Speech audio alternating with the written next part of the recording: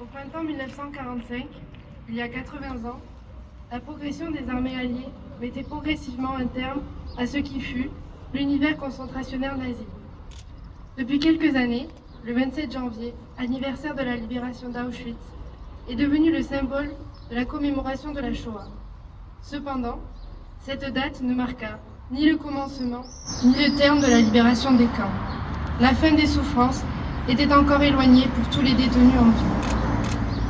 En effet, près de 300 000 détenus des camps de concentration périrent dans des conditions effroyables, soit plus du tiers de l'effectif encore présent dans les camps en janvier 1945.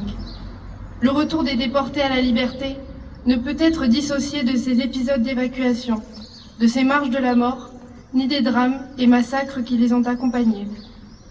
Lorsque leurs bourreaux les abandonnèrent et qu'ils furent enfin délivrés, ces déportés de toutes origines, résistants, opposants, persécutés, portaient en eux les terribles séquelles des camps qui ne devaient plus les quitter.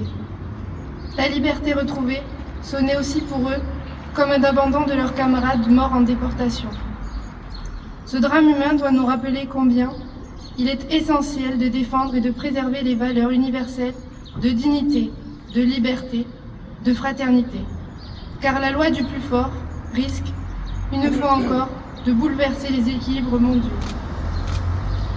En rendant hommage à tous les déportés, en ce dernier dimanche d'avril, jour de commémoration nationale voulu par tous les survivants à leur retour, et à une période d'une singulière gravité, où tout l'acquis du passé semble vaciller, nos générations, qui n'ont pas connu l'horreur des camps, doivent poursuivre le combat pour bâtir un monde de paix, de justice et de tolérance.